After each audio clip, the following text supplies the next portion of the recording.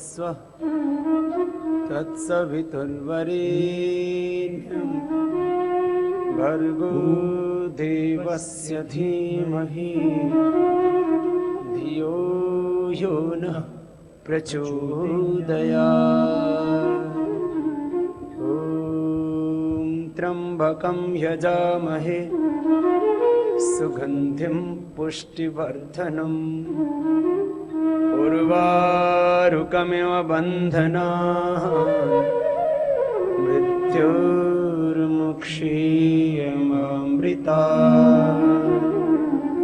ॐ सहनाववतु सहनौ भुनक्तु सह वीर्यं करवावहै तेजस्विनावधीतमस्तु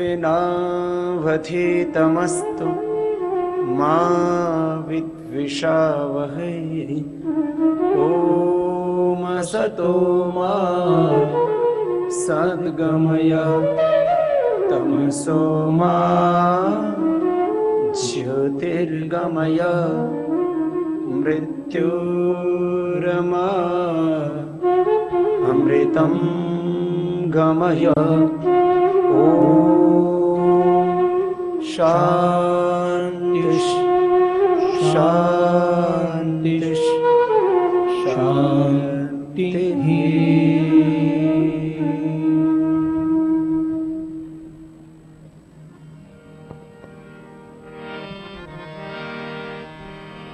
गुरु मेरी पूजा गुरु गोविंद, गुरु मेरी पूजा गुरु गोविंद। गुरु मेरा पार ब्रह्म गुरु भगवंत, गुरु मेरा पार ब्रह्म गुरु भगवंत। गुरु मेरी पूजा गुरु गोविंद, गुरु मेरा पार ब्रह्म गुरु भगवंत। गुरु मेरा पार ब्रह्म गुरु भगवंत।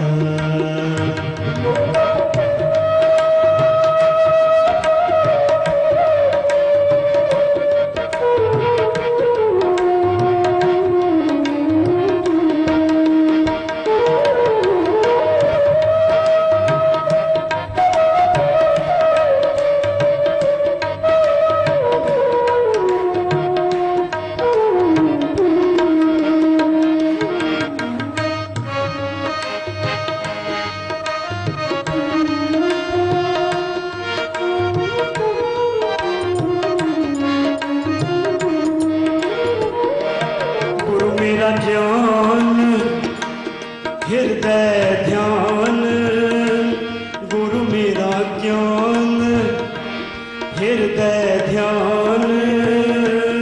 गुरु गोपाल पुरख महान, गुरु गोपाल पुरख महान। गुरु मेरी पूजा गुरु गोविंद, गुरु मेरी पूजा गुरु गोविंद। गुरु मेरा पार ब्रह्म भगवंत गुरु मेरी पूजा गुरु गोविंद गुरु मेरा पार ब्रह्म गुरु भगवंत।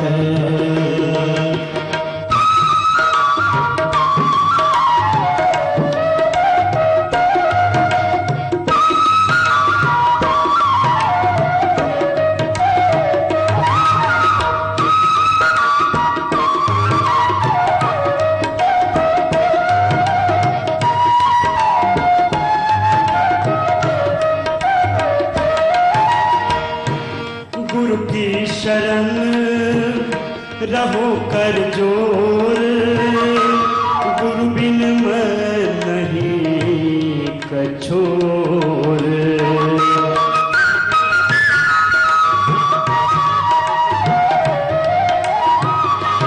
गुरु की शरण रहो कर जोर गुरु बिन मैं नहीं कछोर।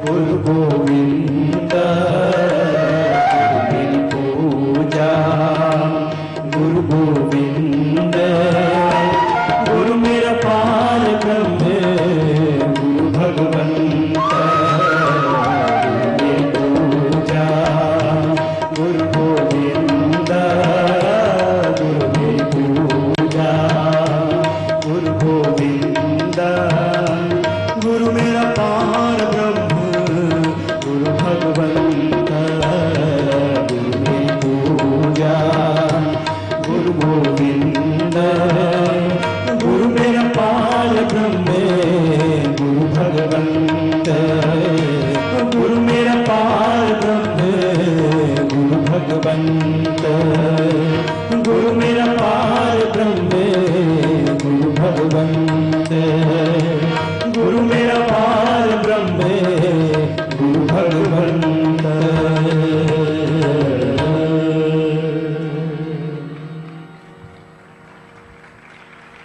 आइए मेरे साथ मिल करके सभी एक मंत्र का उच्चारण करेंगे। आचार्यो मृत्योः वरुणः सोम ओषधयः पयः जीमूता आसन्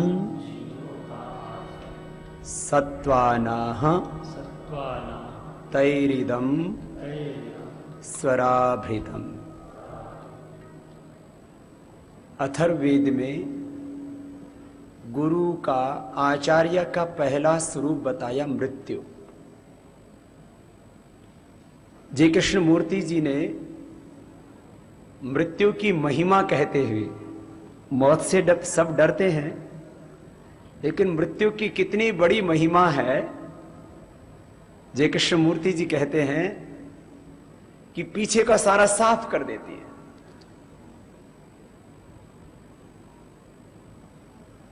जीवन की हमारी सबसे बड़ी दो समस्याएं क्या हैं? ये तो हर कदम पर समस्या होती है, लेकिन सारी समस्याओं को एकीकृत करके जीवन की सारी चुनौतियों को, जीवन के सारे प्रश्नों को, संकटों को, बाधाओं को, प्रतिकूलताओं को, जीवन के सारे दुखों को यदि दो शब्दों में कहा जाए तो वो क्या है? एक हमारा अतीत, अनादिकाल से चला रहा हमारा कर्माशय, संस्कार, जो कुछ आज तक हमारे जीवन में, इस जन्म में और पूर्व जन्म में घटित हुआ, अतीत हमारा पीछा कर रहा है, वो पीछा नहीं छोड़ता। जीवन के सबसे बड़ी समस्या क्या है हमारी? अतीत की स्मृतियां, अतीत के संस्कार, अतीत का कर्माशय। अशुभ कर्माशय, अशुभ संस्कार, अशुभ स्वभाव, अशुभ प्रवृत्ति, अशुभ प्रकृति। आप सोचो कि आज तक जिन व्यक्तियों ने, जिन वस्तुओं ने आपको दुख दिया हो, उन सब के प्रति आप निर्वैर हो जाएं। जब सन्यास लिया जाता है ना, तब ये संकल्प करता है सन्यासी, लोकैष्णा पुत्रैष्णा वित्तैष्णा मया परित्यक्ता, और वो जल छोड़ देता है गंगा जी में। कमर तक जल में खड़ा होकर के सन्यासी संकल्प लेता है। मैंने भी सन्यास की दीक्षा ली तो ये मंत्र बोला, लोकैष्णा पुत्रैष्णा वित्तैष्णा मया परित्यक्ता मत्तः सर्वभूतेभ्यो अभयम अस्तु। सबको अभय दान दे दिया।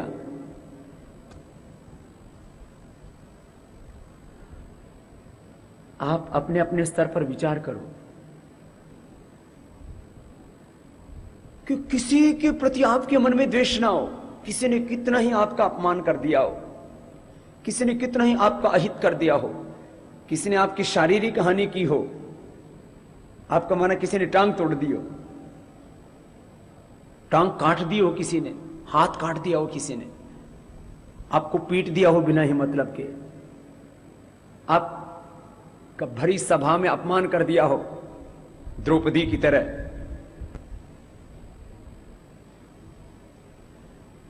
क्या हम किए हुए अपमान को भूल पाते? मैं आपसे पूछ रहा हूं, क्या कोई हमारी बहुत बड़ी शारीरिक हानि कर दे, आर्थिक हानि कर दे, चारित्रिक हानि कर दे, भूल पाते हैं? तो दुख क्या देता है हमें? हमारा अतीत।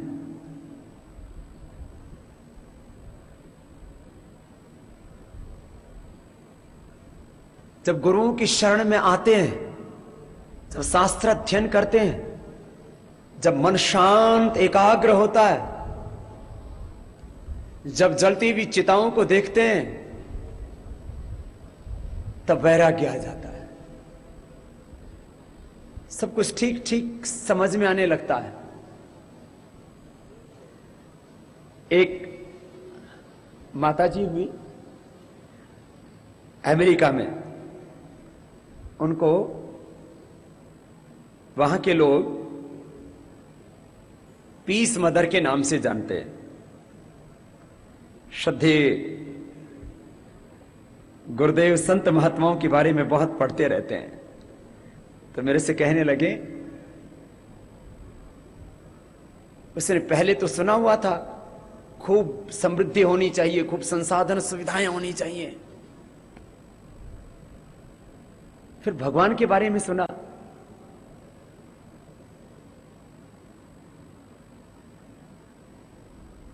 तो समझ में नहीं आया भगवान। तो एक दिन एक पेड़ को देखा और वहीं ठहर गई, बोले नहीं, यही भगवान है। जिसने इसको बनाया ये अपने आप नहीं बन गया, वो भगवान है। तो पेड़ों के प्रति, प्रकृति के प्रति, समष्टि के प्रति कृतज्ञता का भाव उसके हृदय में पैदा हो गया। फिर उस सबसे प्रेम करने लग गई, और सबसे प्रेम करने लग गई तो जो कुछ उसने अर्जित किया था सब कुछ बांट दिया और सेवा करने लग गई। बस सबकी सेवा, सबसे प्रेम, और अपना अतीत सारा भुला दिया, यहां तक कि अपना नाम तक भुला दिया, और जो भी मिले सबको प्रेम का संदेश देती, सबकी सेवा करती और वर्तमान में रहती, अतीत को भुला दिया। अमेरिका में जब किसी के पास में कोई पहचान पत्र नहीं होता और कहीं पकड़ा जाए कोई, तो उसको जेल में डाल देते हैं। तो जेल में भी डाल दे तो वहीं भी जाकर के वही शांति की बात करती, पीस की बात करती, सेवा करती, सबकी, सबसे प्रेम करती, और फिर उसको छोड़ देते तो फिर वही आगे बढ़ जाती। ऐसे करते करते पूरा जीवन बिता दिया। तो कह रहे थे वो 3 बातें कहती हैं।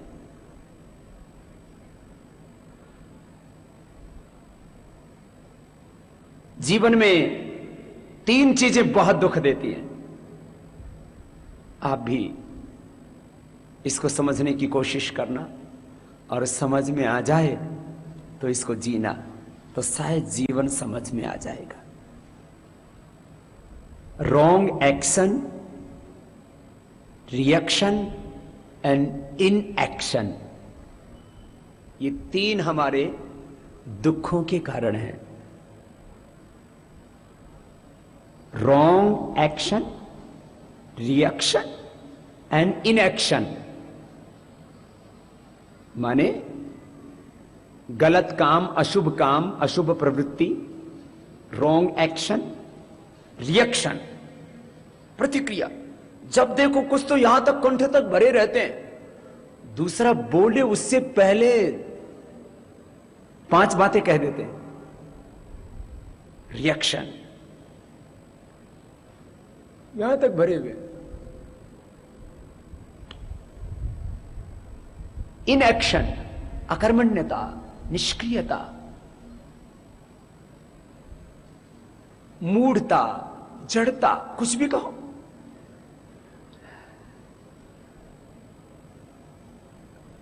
तो आप इस हरिद्वार में हैं। कोट कोट ऋषि मुनियों ने सृष्टि के आदिकाल से अब तक यहां तप किया, इसलिए तीर्थ हो गया है।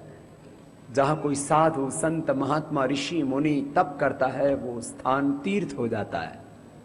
जिस घर में माता पिता की सेवा होती है, सास ससुर की सेवा होती है, सब एक दूसरे के प्रति प्रेम और कृतज्ञता का भाव रख करके समझदारी और जिम्मेदारी से रहते हैं, वो घर स्वर्ग हो जाता है। जहां गाय की सेवा होती है, वो घर स्वर्ग हो जाता है, धाम हो जाता है, तीर्थ हो जाता है। तो हरिद्वार में पवित्र तीर्थ में आए हुए हैं। जीवन में 3 चीजें ना हो तो दुख खत्म हो जाए। हम सदा दुख रहित जीना चाहते हैं, निरंतर सुख में जीना चाहते हैं कि सदा हमारे हृदय में शांति रहे, जरा से भी अशांत ना हो। दुख का जीवन नहीं जीना चाहते, अभाव का जीवन नहीं जीना चाहते,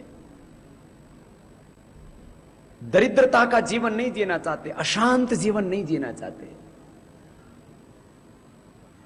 हमारे जीवन के दुख का, हमारी दरिद्रता का, हमारी अशांति का कारण है wrong action, reaction and inaction. यदि ये 3 चीजें नहीं रहेंगी तो आपके जीवन में सुख रहेगा, आपके जीवन में समृद्धि रहेगी और आपके जीवन में शांति रहेगी। सब सुख से जीना चाहते हैं, सब शांति से जीना चाहते हैं और चाहते हैं उनके पास समृद्धि रहे।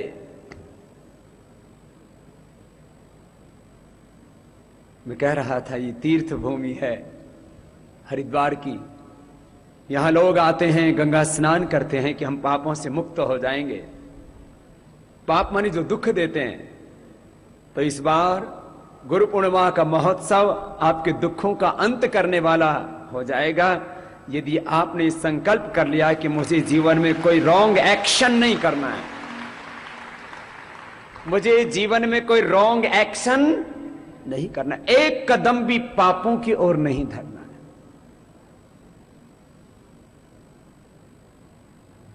मुझे रिएक्शन नहीं करना है। ये बात सुनते हैं तो समझ में तो आ जाती है, लेकिन जब अवसर आता है रिएक्शन का, उस समय चूक जाते हैं, फिर फायरिंग हो जाती है, फिर आवेगों में बह जाते हैं, फिर आवेश में आ जाते हैं, फिर आग्रह कर लेते हैं, फिर हठधर्मिता, अतीत पीछा नहीं छोड़ता। पता नहीं कौन से जन्मों के कौन से संस्कार, कौन सा कर्म, कौन सी प्रकृति प्रवृत्ति ऐसी है हमारी जो हमें जकड़ लेती है। साहस करना, उत्साह रखना, एक दृढ़ संकल्प, एक गहरी जागरूकता, सजगता, एक गहरी प्रतिबद्धता, एक तड़प इस बात के लिए, एक लगन, एक जुनून, इस बात के लिए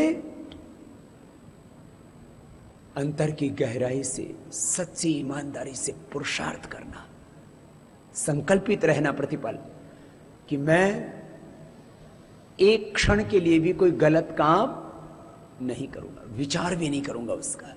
रॉन्ग एक्शन नहीं, रिएक्शन नहीं, इनएक्शन नहीं, निष्क्रियता, ये तो मृत्यु है।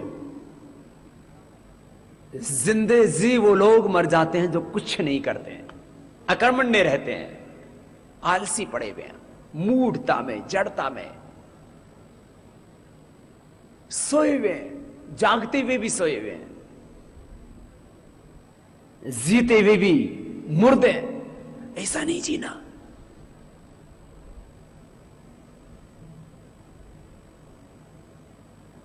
तो मेरे साथ बोलेंगे आज,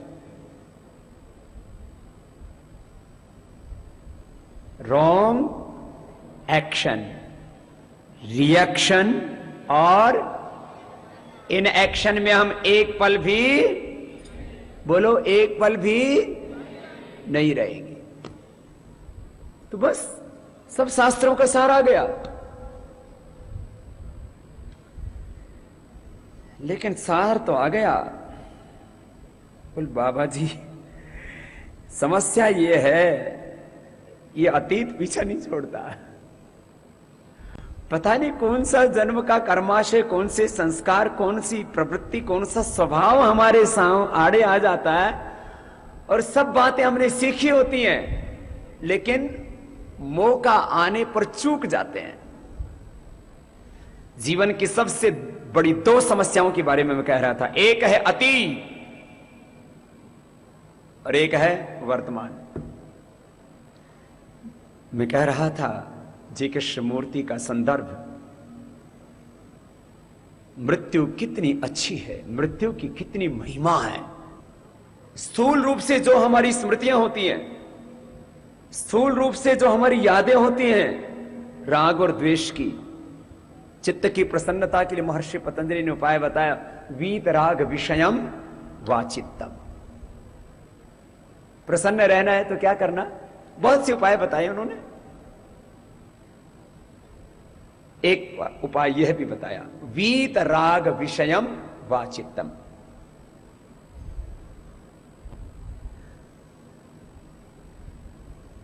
राग खत्म हो गया, वैराग्य आ गया, और तो प्रसन्नता रहेगी। और भी उपाय बताए, सुखियों के प्रति मैत्री भाव रखो। सब मेरे साथ बोलेंगे, मैत्री करुणा मुदिता उपेक्षाणाम सुख दुख पुण्य अपुण्य विषयाणाम भावनातश चित्त प्रसादनम। सुखियों के प्रति मैत्री भाव रखना। जो सुखी हैं, जो ज्ञान से सुखी हैं, साधनों से सुखी हैं, धन से सुखी हैं, परिवार से सुखी हैं। कई तरह का सुख होता है ना? वैयक्तिक रूप से हम कई बार सुखी होते हैं, भुजाओं में बल है, मस्तिष्क में ज्ञान है, हृदय में प्रेम है, करुणा वात्सल्य भरा हुआ है हृदय में, भुजाओं में खूब सामर्थ्य है, खूब समृद्धि है जीवन में। वैयक्तिक रूप से सुखी हैं, लेकिन घर से दुखी है। माता पिता को रोग हो गया, कैंसर का, घर में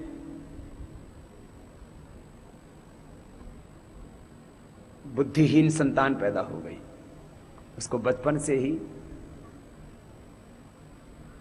कुछ ऐसा हुआ कि मंदबुद्धि बच्चा पैदा हो गया,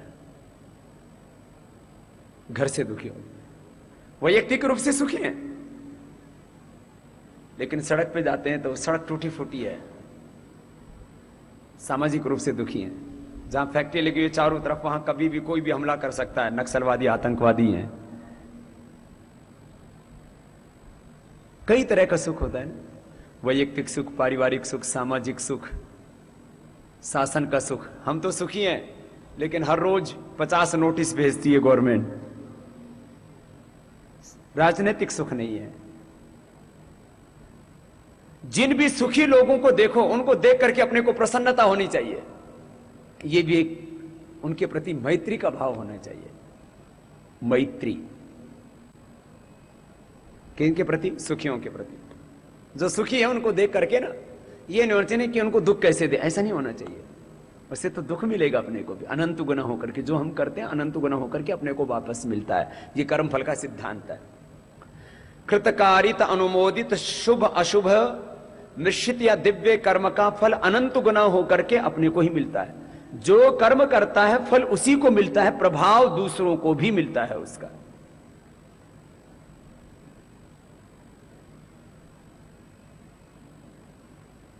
और यदि कोई दूसरा हमारी शारीरिक, मानसिक, आर्थिक या राजनीतिक किसी भी तरह की कोई हानि कर देता है तो उसकी क्षतिपूर्ति परमात्मा करते हैं। इसलिए कर्म फल व्यवस्था में जिसकी आस्था निष्ठा होगी वो व्यक्ति कभी दुखी हो ही नहीं सकता, क्योंकि उसको पता है जो मैंने किया है वो अनंत गुना होकर के मुझे मिलने वाला है।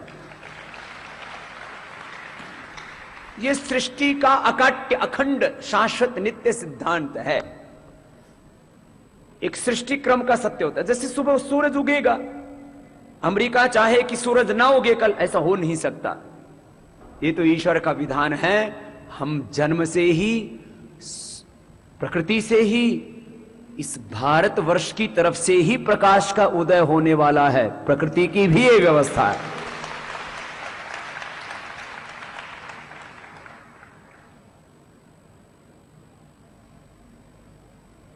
कर्मफल सिद्धांत में हमारी अटूट निष्ठा होनी चाहिए।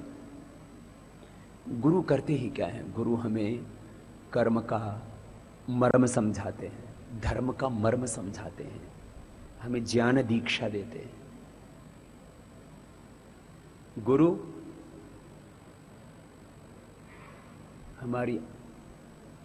हमें अपने से अपना परिचय कराते हैं, खुद से अनजान है। प्रसन्नता का एक उपाय सुखियों के प्रति मैत्री का भाव, दुखियों के प्रति मैत्री करुणा सुख दुख पुण्य पुण्य विषाणाम।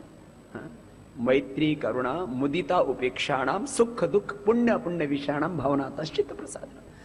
दुखियों के प्रति करुणा का भाव, प्रेम का भाव, वात्सल्य का भाव, उनके प्रति सेवा करने के लिए तत्परता। यह करुणा, यह प्रेम, यह कृतज्ञता, यह है सेवा। सुखियों के प्रति मैत्री का भाव, उनको देख करके प्रसन्नता होने। कोई सुखी आदमी को देखो ना तो प्रसन्नता का भाव आना चाहिए मन में। दुखी को देखो तो करुणा का भाव आना चाहिए। करुणा मात्र भाव नहीं है, करुणा मतलब कर्तव्य है, सेवा का, कृतज्ञता का, प्रेम का भाव। जो अपना सामर्थ्य है उस संपूर्ण सामर्थ्य से उसकी सेवा करना। मुदिता, जो पुण्यशील है, जो बहुत ऊंची आत्माएं, जो महान आत्माएं, दिव्य आत्माएं हैं, मन में हमेशा ही रहना चाहिए मैं कैसे उनके पास चला जाऊं। उनसे आसक्ति, उनसे मोह, उनसे प्रीति, उनसे अनुराग और उनकी महिमा में जीना, हमेशा को अपने आंखों के सामने रखना, जिससे कि खुद भी पुण्यशील बन जाएं। और जो दुष्ट व्यक्ति हैं, असुर व्यक्ति हैं, राक्षस प्रवृत्ति के व्यक्ति हैं, उनको अपने हृदय में जगह मत देना, क्योंकि दुष्टों को जगह देंगे तो दुष्टता हमारे भीतर भी आ जाएगी। उसकी उपेक्षा करना। उपेक्षा करने का अर्थ यहां ऐसा नहीं कि पाप अधर्म अन्याय को समाप्त नहीं करना। ज्ञान पूर्वक, विवेक पूर्वक, धर्म पूर्वक युद्ध भी ये अध्यात्म ही है, ये भक्ति, ये भगवान की भक्ति ही है, ये जीवन का उद्देश्य ही है। परंतु दुष्टों का चिंतन अपने हृदय में नहीं करना।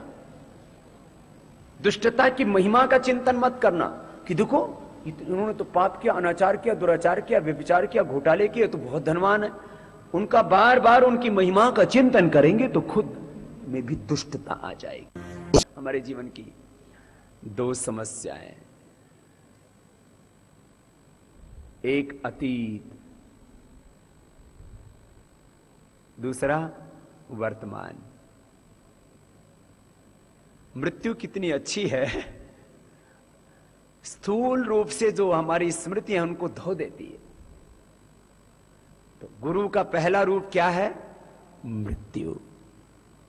तो आज आप सब यहां पर आए हो ना, गुरु दीक्षा के लिए आए हो, ज्ञान दीक्षा के लिए आए हो, धर्म का मर्म समझने के लिए, कर्म का मर्म समझने के लिए, जीवन का मर्म समझने के लिए आए हो।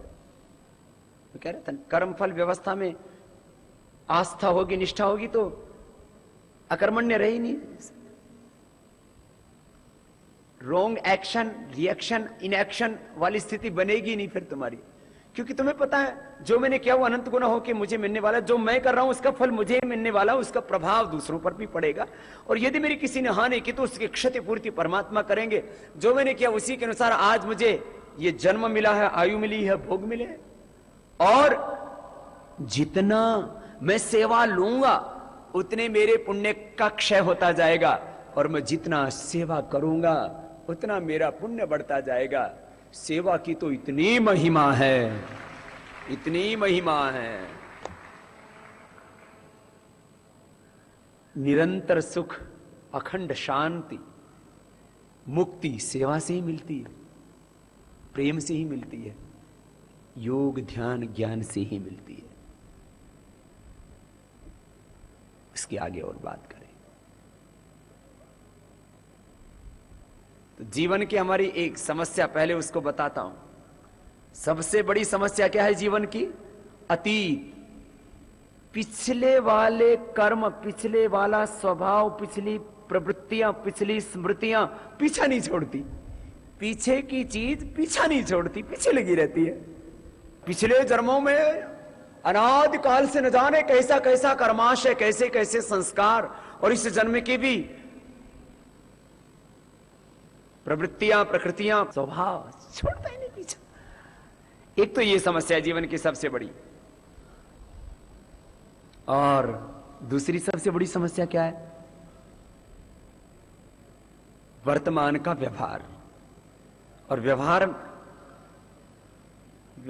व्यवहार में आते हैं ना तभी तो दिक्कत आती है।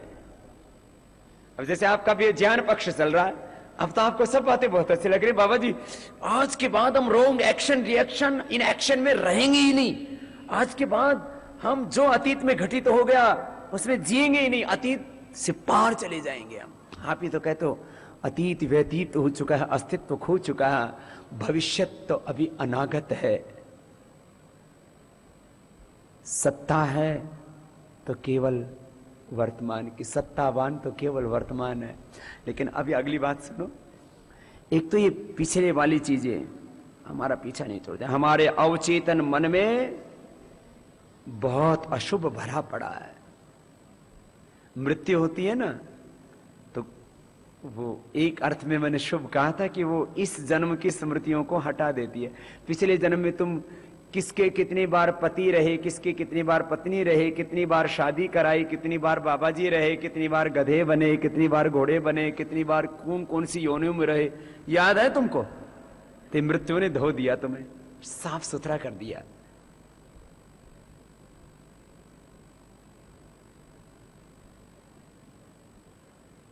और सुनो, अतीत के बारे में एक बात और सुन लो।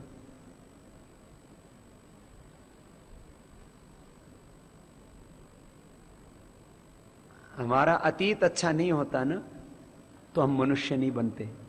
इसलिए अतीत अपना अच्छा ही है, लेकिन उसमें कुछ अशुभ कर्माशय भी हैं, कुछ अशुभ संस्कार भी हैं, वो पीछे खींचते जरूर है। तो उत्साह रखो, उत्साह रखो अपने हृदय में हमेशा। सबसे ज्यादा बात मैं यदि किसी की करता हूं तो उत्साह की करता हूं, और सबसे ज्यादा मैं किसी चीज का निषेध करता हूं तो निराशा का करता हूं। निराशा ही मृत्यु है और आशा उत्साह ही जीवन। आशावादी व्यक्ति ही जिंदगी में कुछ बन सकता है, निराशावादी व्यक्ति जिंदगी में कुछ नहीं बन सकता। ये याद रख लेना हमेशा, हमेशा के लिए। मैं कह रहा था जीवन में दो बड़ी समस्याएं, एक अतीत, अवचेतन मन में अशुभ भरा हुआ है, स्मृति दोष, संस्कार दोष, प्रवृत्ति दोष, कर्माशय के दोष। ओहो, वर्तमान में क्या है? वर्तमान में व्यवहार में क्या आते हैं? आवेग, आलंबन। किसी भी चीज को देखते हैं ना, मन बिगड़ जाता है।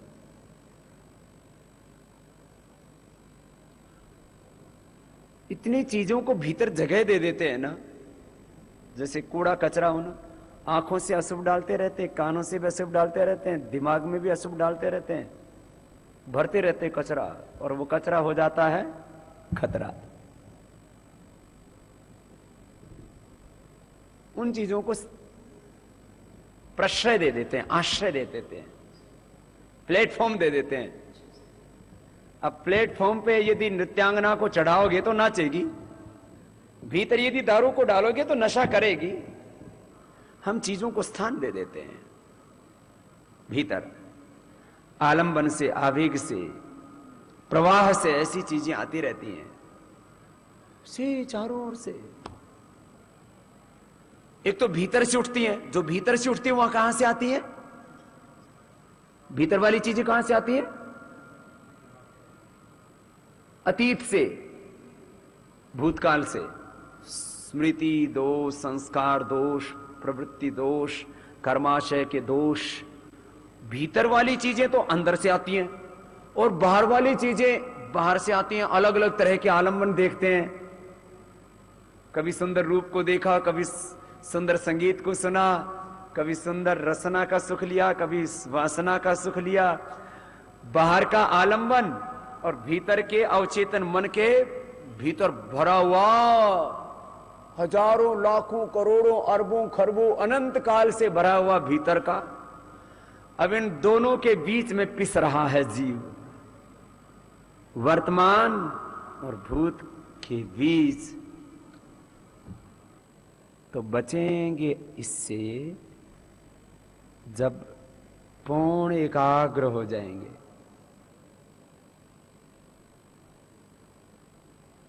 जब वर्तमान में जिएंगे, बिना दाएं बाएं देखे, केवल अपने लक्ष्य की ओर ध्यान लगा हुआ है, शुभ की ओर ध्यान लगा हुआ है, धर्म केंद्र में है, गुरु केंद्र में है, सत्य केंद्र में है, धर्म केंद्र में है, गुरु केंद्र है में है, सत्य केंद्र में है, सेवा केंद्र में है, तो बात बन जाएगी।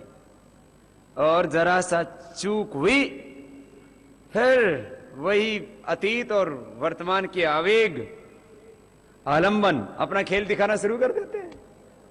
यही चूक होती है बार बार। फिर वही रॉन्ग एक्शन, वही रिएक्शन, इनएक्शन। फिर क्या करें बाबा जी, मैं तो टूट गया, मैं तो कुछ कर ही नहीं पा रहा हूं, निराशा आ गई है।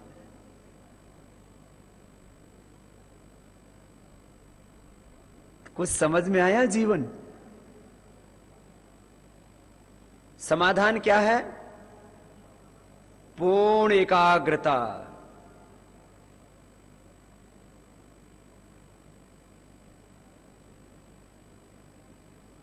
वर्तमान में जियोगे तो अतीत पीछा नहीं करेगा। ज्ञानाग्नि से पीछे के दोष दग्ध हो जाएंगे। ज्ञान की अग्नि है जो आपको दग्ध बीज कर सकती है, आपको निर्बीज कर सकती है। इसी को निर्बीज समाधि कहा महर्षि पतंजलि। तो गुरु देते हैं हमें ज्ञान, इसलिए गुरु की शरण में आओ। आचार्यो मृत्यु, आचार्य मृत्यु का रूप है। उसके पास आने के बाद अब अपने अतीत को याद मत रखना, आचार्य को स्वीकार किया तो अपना अतीत भूल जाना। तुम किस कुल से आए हो, किस खानदान से आए हो, तुम ब्राह्मण घर से आए हो कि क्षत्रिय से आए हो कि वैश्य से आए हो कि दलित वाल्मीकि से आए हो कि तुम पिछड़े अति पिछड़े वर्ग से आए हो, तुम वनवासी आदिवासी हो, तुम अमृत पुत्र हो, ब्रह्म वंशी हो, ब्रह्म गोत्र वाले हो। अपने मूल को याद रखना बस, और वो मूल को भूलने से ये सारा अतीत तुम्हारे साथ में जुड़ गया।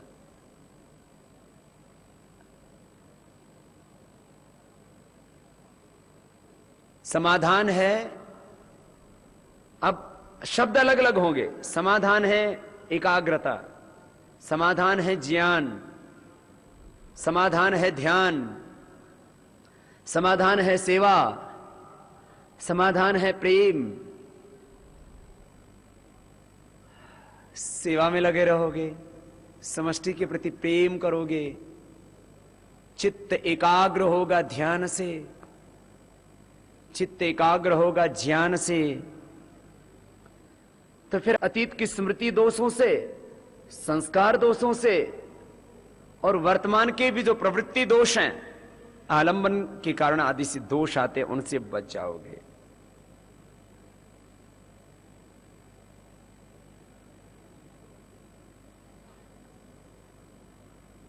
और इसमें एक ही चीज को ध्यान में रखना, क्या? आशा, उत्साह, उसको कमजोर नहीं पड़ने देना। आप लोगों ने एक व्यक्ति का नाम सुना होगा, स्टीफन हॉकिंस का नाम सुना है ना?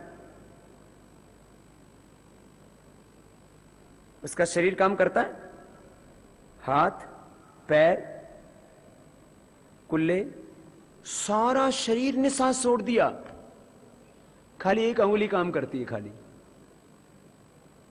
और क्या काम करता है उसका खाली? और कितना बड़ा काम कर रहा है।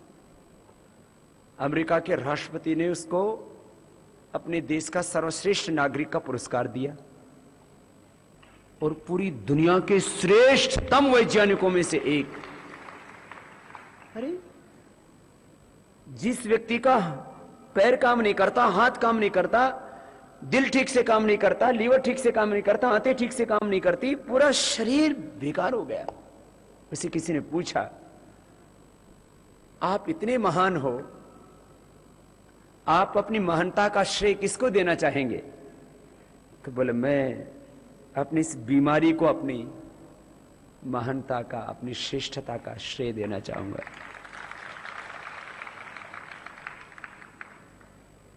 इन रोगों ने मेरा ध्यान मेरे लक्ष्य की ओर लगा दिया।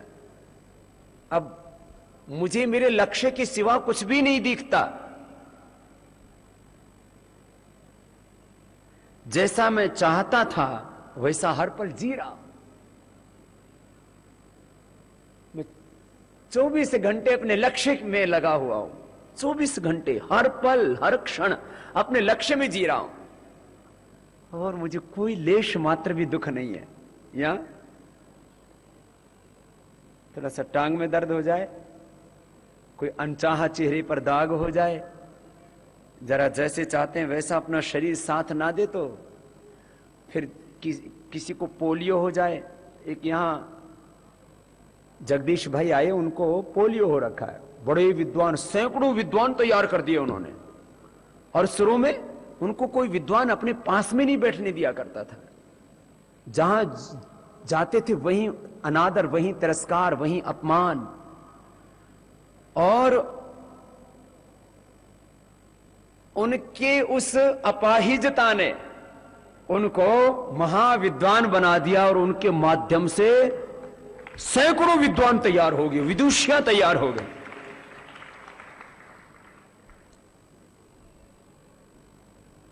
अब एक ही लक्ष्य की ओर ध्यान, इधर उधर देखा ही नहीं, तो अतीत विस्मृत हो गया, वर्तमान के आवेग खत्म हो गए, और जीवन ऊंचा उठता गया।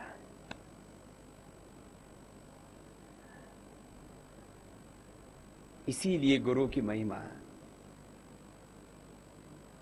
गुरु की महिमा इसीलिए है गुरु हमें जगा देते हैं, खुद से मिला देते हैं, अपने जैसा बना देते हैं। सब मिलकर के बोलेंगे, मम व्रते ते हृदयम दधामि, मम चित्तम अनुचित्तम ते अस्तु, मम वाचम एक मना जुषस्व बृहस्पतिस त्वा नियुनक्तु मह्यम।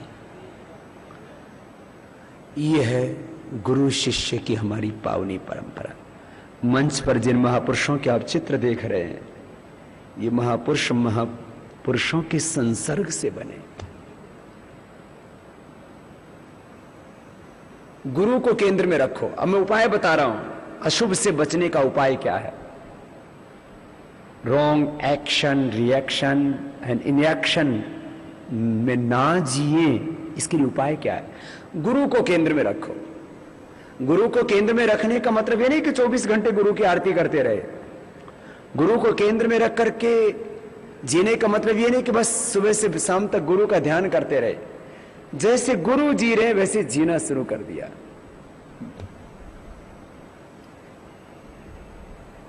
तो मैं आज सब पर यह भरोसा कर सकता हूं और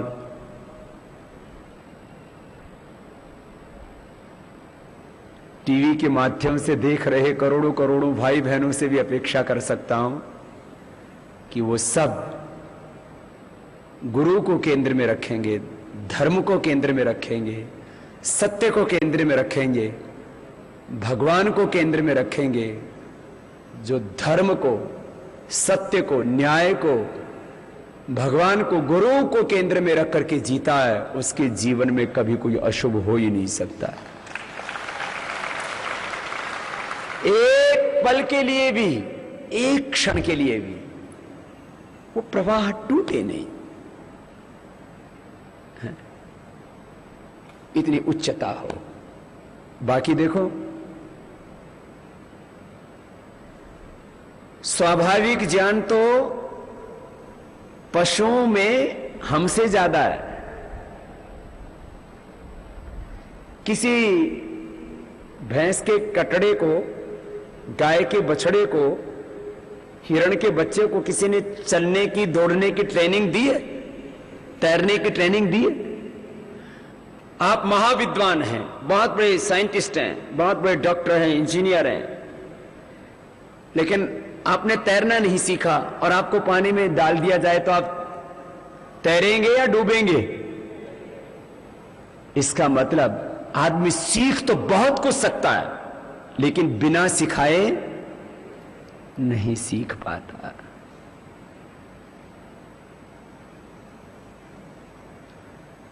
व्यक्ति में अपरिमित शक्ति है, सामर्थ्य है, ज्ञान है, लेकिन उसको जगाने के लिए क्या चाहिए? एक समर्थ गुरु चाहिए। और यदि गुरु केंद्र में नहीं रहता है ना, तो फिर व्यक्ति भटक जाता है। ये फिर वो अतीत भी उसका पीछा नहीं छोड़ता और वर्तमान में भी ठोकर पर ठोकर खाता रहता है।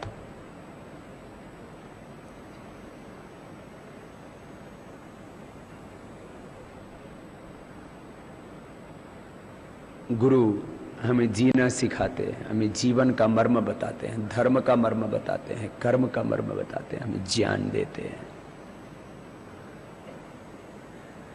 शास्त्रों के हिसाब से देखें तो जीवन का लक्ष्य क्या है? धर्म, अर्थ, काम, मोक्ष। धर्म पूर्वक अर्थ का अर्जन करना अर्थात समृद्धि, प्रॉस्पेरिटी। धर्म पूर्वक सुविधाएं, संसाधन, समृद्धि को बढ़ाना। जैसे यहां पर भी तो समृद्धि है। ये इतना बड़ा हॉल पूरे हिंदुस्तान में शायद कहीं पर नहीं है। ये समृद्धि तो है, लेकिन ये कैसी है? धर्म पूर्वक है, न्याय पूर्वक है, सत्य पूर्वक है,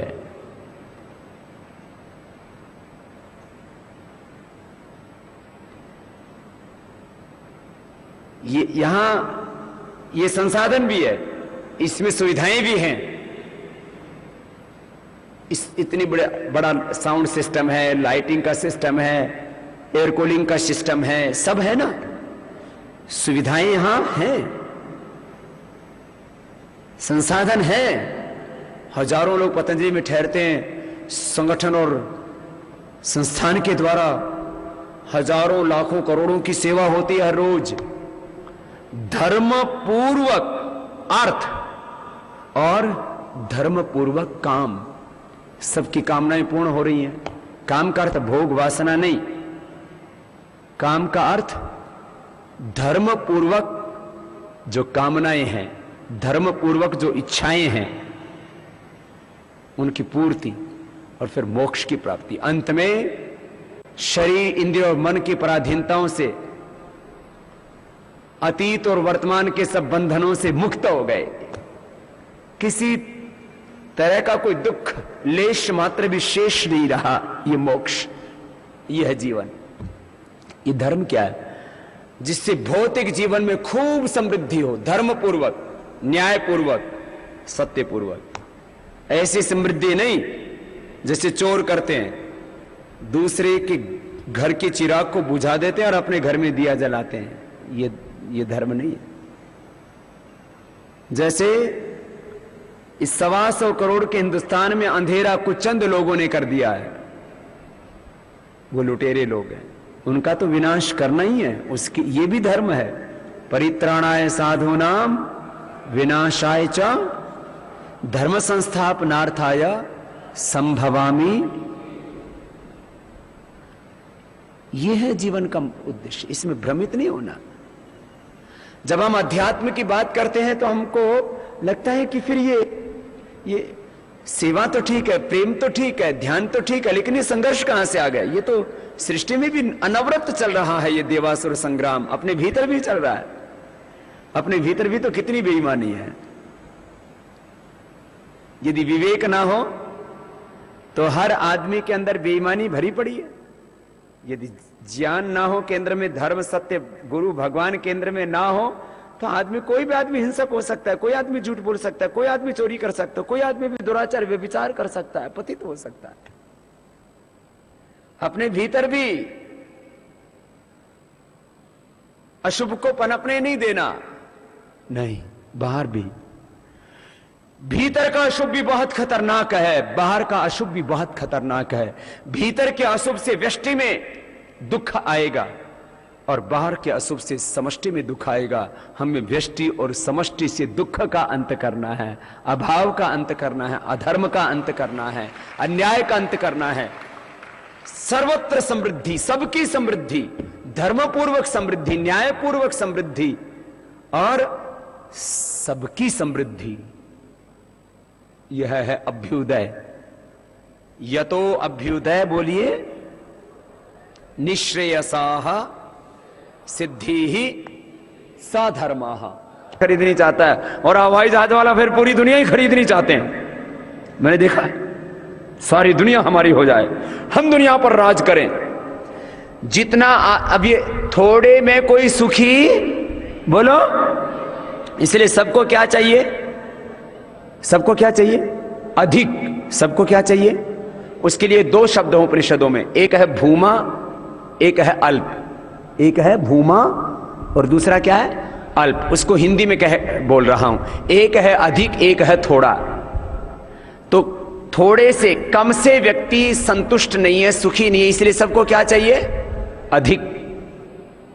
अधिक सुविधाएं, अधिक संसाधन, अधिक समृद्धि। ठीक बात है? तो ये अधिक मिल जाता है किसी को? अधिक और थोड़ा क्या है? चलो इसकी डेफिनेशन बताओ। चलो पहले जवान बताओ, फिर बुजुर्गों से पूछेंगे। अधिक क्या है?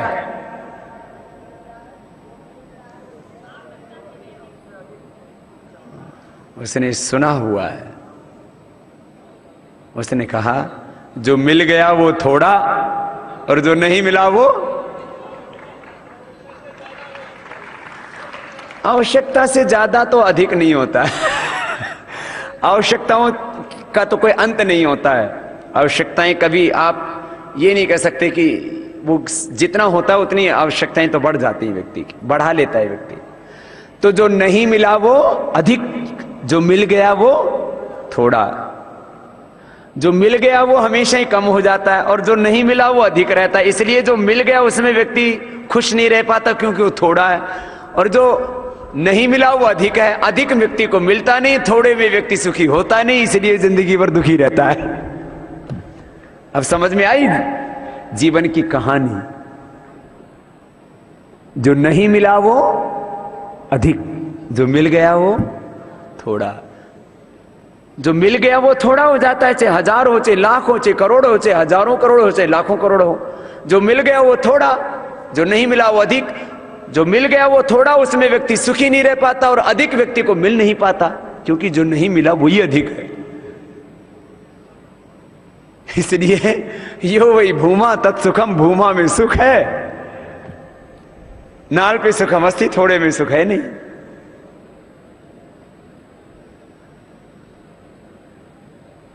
इसलिए सर्वत्र ब्रह्म तत्व का दर्शन करो। ब्रह्म भूमा, ब्रह्म ही भूमा है। तो सब कुछ उसी का है ना, सब कुछ उसी के लिए है। अंतिम गंतव्य सबका वही है।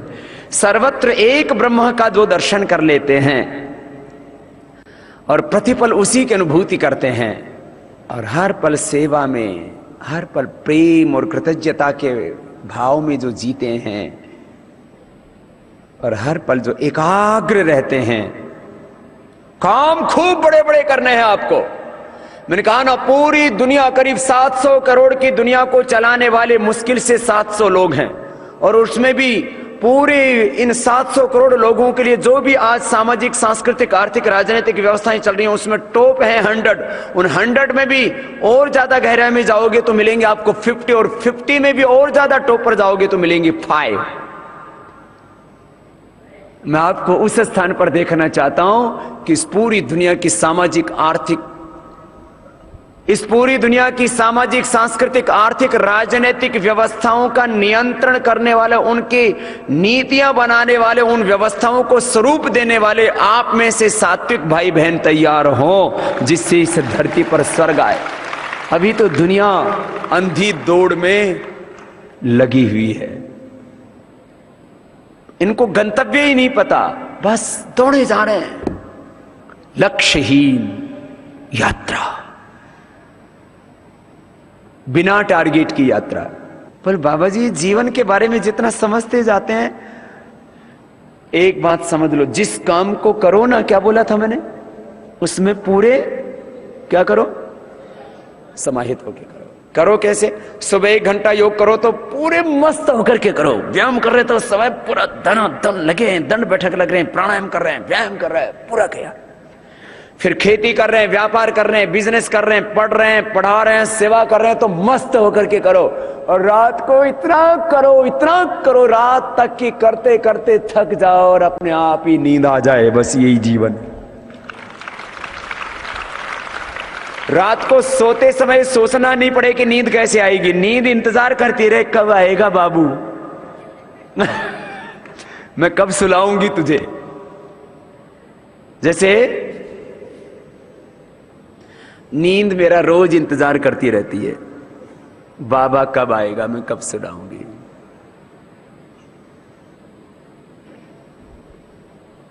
मेरी फैमिली मेंबर्स का परिचय है आप लोगों को? नहीं है? चलो करा देता हूं। धैर्यं यस्य पिता क्षमा च जननी शांति शिरम गेहिनी। मेरी पत्नी का नाम शांति है, पता? बोले बाबा जी हमको तो ये पता था, आप तो अनमैरिड हो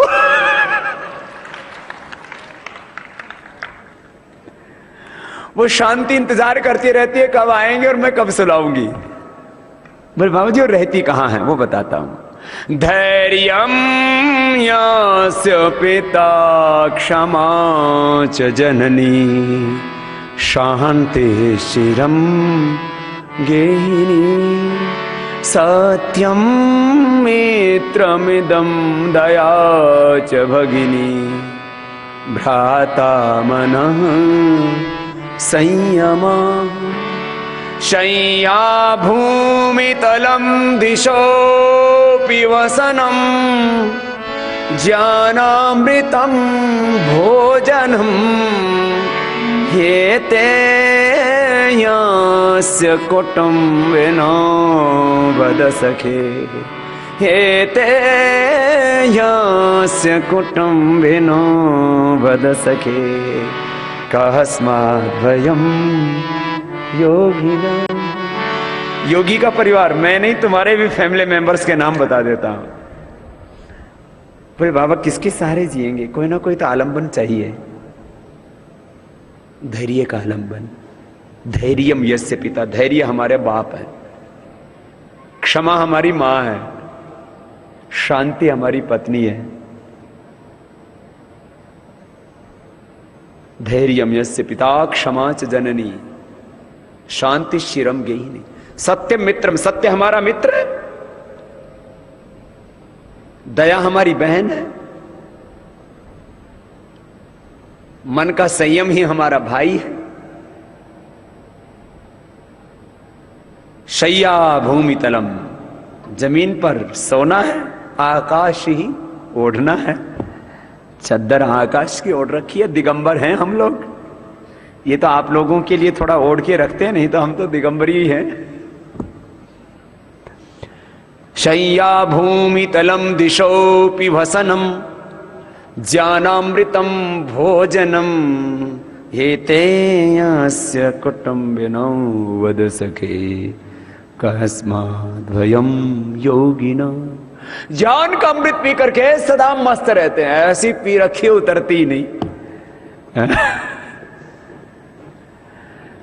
तो आपसे भी मैं यही अपेक्षा करता हूं कि ऐसा ये ते यस्य कुटुम्बिनो वद सखे, हे सखा हे सखी बता, जिसके ऐसे परिवार वाले हों उसको दुख और भय किस बात का हो, तो सदा आनंद में रहेगा।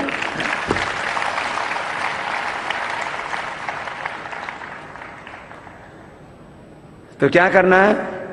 सुबह उठ करके योगाभ्यास करना है, खूब डट करके 1-2 घंटा खूब योगाभ्यास करो, खूब बलवान बनो और मस्ती से करो। इतना करो कि करते करते चकनाचूर हो जाओ थक करके एकदम। मैं जब व्यायाम करता हूं ना तो कुछ बचा के नहीं रखता, पूरा थक जाता हूं और समाधि सी लगी रहती है। जब व्यायाम जिसको काम को करो उसमें इतने खो जाओ, उसको बोलते हैं कर्म समाधि, उसको बोलते हैं सहज समाधि। जिसको कर रहे हैं ना उसमें खोए हुए हैं। अब जैसे मैं बोल रहा हूं तो मेरा कोई मन नहीं, खाली बोलने में मन है। जब ध्यान करता हूं तो ध्यान में ही मन है।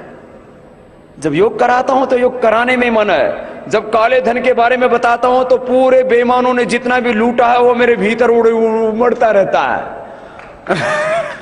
कितने हजार, इतने लाख, करोड़, और ये सब वापस लाना है। जब खेती करता हूं, मैं खेती मुझे बहुत अच्छी आती है, गेहूं बाजरा शाक सब्जियां सब। मुझे दूध निकालना भी आता है, गोबर उठाना भी आता है। गोबर उठाता हूं तो उसमें लगाओ, सेवा जब खेती कर रहा हूं तो खेती में लगाओ। जिस काम को कर रहे हैं उसमें लगे हुए। जब आप लोग मिलते हैं, कोई बात करता है तो उससे प्यार करते हैं, तो उसको लगता है बाबा जी मेरे से सबसे ज्यादा प्यार करते हैं। जो भी मुझसे मिलता है उसको लगता है बाबा जी मुझसे ही सबसे ज्यादा प्यार करते हैं, क्योंकि मैं जब जिससे मिल रहा हूं और बात कर रहा हूं, प्यार कर रहा हूं, तो उससे उतना ही प्यार कर रहा हूं। तो आप भी मेरी तरह से हमेशा ऐसे ही मस्त रहना। जिस काम को करो बस उसमें समाहित हो जाना। यह है सहज समाधि। ये क्या है? सहज समाधि, कर्म समाधि, यही कर्म योग, यही है देह में रह करके भी देह से पार। अब खूब एक्सरसाइज करते हैं लेकिन कभी नहीं लगता। आप लोगों को खुश करने के लिए, आप लोगों को प्रेरित करने के लिए मसल्स भी दिखा देते हैं। ये देखो मसल्स भी है, ये देखो पतला सा पेट भी है, खा पी करके भी बिना खाए जैसा।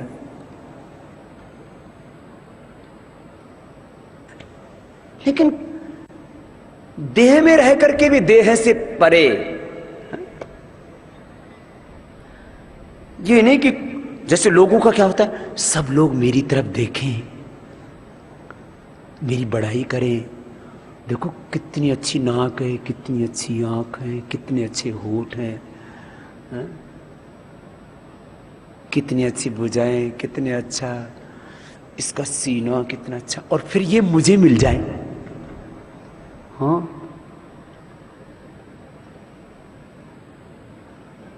मैं मुंबई में गया तो मुझे भी लोग ऐसे फूंक मारे। मैंने कहा क्या करे? बोलो बाबा जी ये फ्लाइंग किस दे रहे हैं?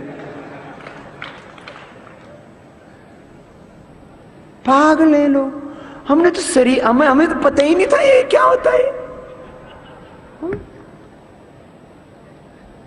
इनसे ही तो पार जाना है। शरीर में रहते हुए भी शरीर से परे रहो, इंद्रियों का व्यवहार करते हुए भी इंद्रियों से परे रहो, मन का उपयोग करते हुए भी इससे परे रहो।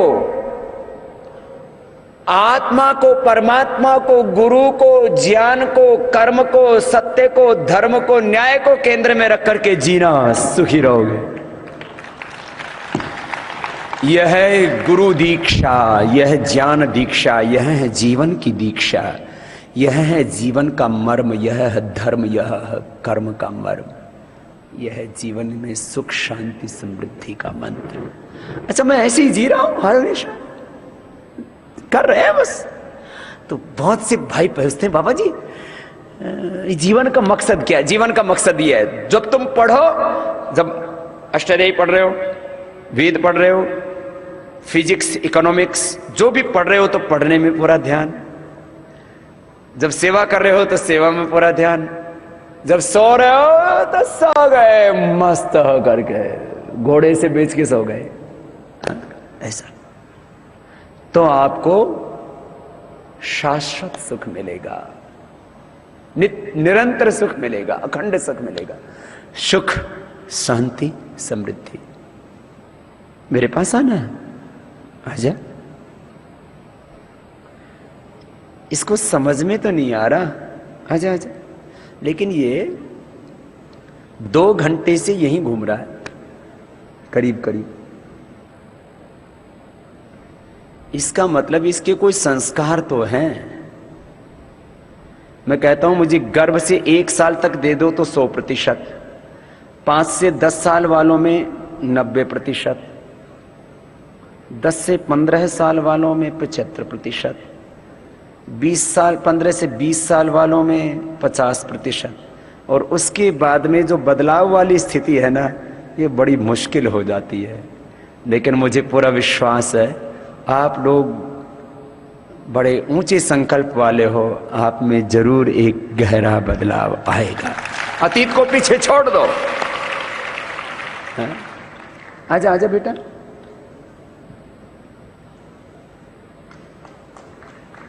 कहां से आया है? बहराइच से। बैठ जाओ। क्यों आए हो आप यहाँ?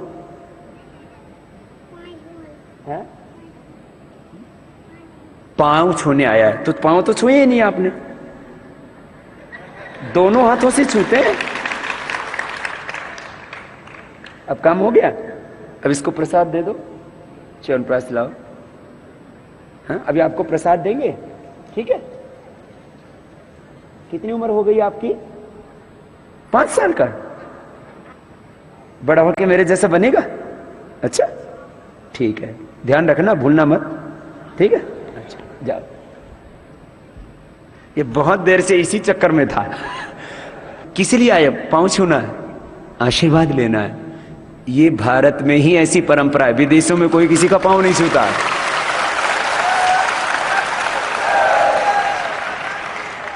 ये है संस्कार अपने। भारत को पूरी दुनिया में क्या कहा जाता है? विश्व गुरु। ये गुरुओं का देश है, ये ज्ञान का देश है, ये भगवान का देश है, ये योग का देश है, तप त्याग का देश है। पूरी दुनिया में भी समृद्धि की बात करते हैं, लेकिन हम भी समृद्धि की बात करते हैं। हम कहते हैं धर्म पूर्वक समृद्धि, न्याय पूर्वक समृद्धि। वो पूरी प्रकृति को तबाह करने पर तुले। हम कहते हैं प्रकृति माँ की तरह है, माँ का दूध पीने से माँ को भी तृप्ति मिलती है और बच्चे को भी शक्ति पुष्टि मिलती है, वो शक्तिवान होता है। ऐसे ही प्रकृति माँ का से हम समृद्धि लेते हैं तो प्रकृति भी पुष्ट बनेगी, हम भी पुष्ट बनेंगे और विनाश नहीं होगा। इसलिए खेत से फसल लो, लेकिन यूरिया डीएपी डाल करके नहीं, गोबर की खाद से डाल के रो, धरती भी उपजाऊ बनी रहेगी और हमारा जीवन भी आरोग्य से भरा होगा, शक्ति से भरा होगा। ये सिद्धांत था, ये सारी चीजें हैं। तो मैं आपको जीवन के बारे में बात बता रहा था। कुछ ने कहा बाबा जी आपने वैराग्य की इतनी महिमा कही, सेवा की, प्रेम की इतनी महिमा कही, योग ध्यान की इतनी महिमा कही, क्या गृहस्थ की महिमा नहीं है? गृहस्थ की महिमा है, लेकिन वो गृहस्थ कैसे? देह में रहते हुए विदेह भाव में रहो, विदेह जनक की तरह, भगवान राम कृष्ण की तरह, शिव की तरह गृहस्थी बनो।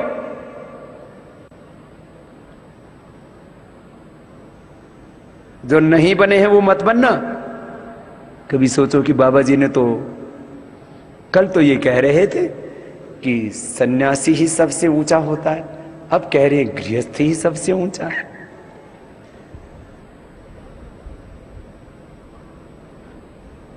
इसी को तो बोलते हैं पिछले कर्माशय संस्कार और इस जन्म के आलंबन। आप यदि मेरे पास रहोगे तो जिंदगी में आपकी कभी भी शादी करने की इच्छा ही नहीं होगी, और यदि घर में चले गए तो शादी हुए बिना रह नहीं सकती तुम्हारी। ये तो आलंबन है ना, वो ही फिर आगे बढ़ाता है हमको। तो जो गृहस्थ हैं आप में से, उन सद गृहस्थों के लिए कह रहा हूं, शरीर में रहते हुए भी शरीर से पार, देह में रहते हुए भी विदेह अवस्था में, यह है सहज समाधि, यह जीवन मुक्ति, यह है सहज योग, यह है कैवल्य की स्थिति। अब ऐसी स्थिति में कोई जी पाए तो उसका गृहस्थ होना ना होना बराबर है। उस समय पत्नी भोग की वस्तु नहीं है, पत्नी भगवान का स्वरूप दिखती है, पति परमेश्वर का रूप दिखते हैं। ऐसे गृहस्थ तो करोड़ों में कोई एक होंगे, लाखों में एक सन्यासी योगी तपस्वी तो मिल जाएगा, लेकिन करोड़ों में कोई एक ऐसा सदगृहस्थ मिलेगा जो इतनी ऊंचे भाव में रहता। और मैं ऐसे ही सदगृहस्थ देखना चाहता हूं, आप बनो। लेश मात्र भी वासना शेष ना हो आप में, बस पत्नी से मिले, शरीर संबंध हुआ तो केवल संतान की उत्पत्ति के लिए, उसके अलावा पत्नी को भगवान के स्वरूप में किए जन्म दे रही है, भगवान का रूप बनकर के जन्म दे रही है।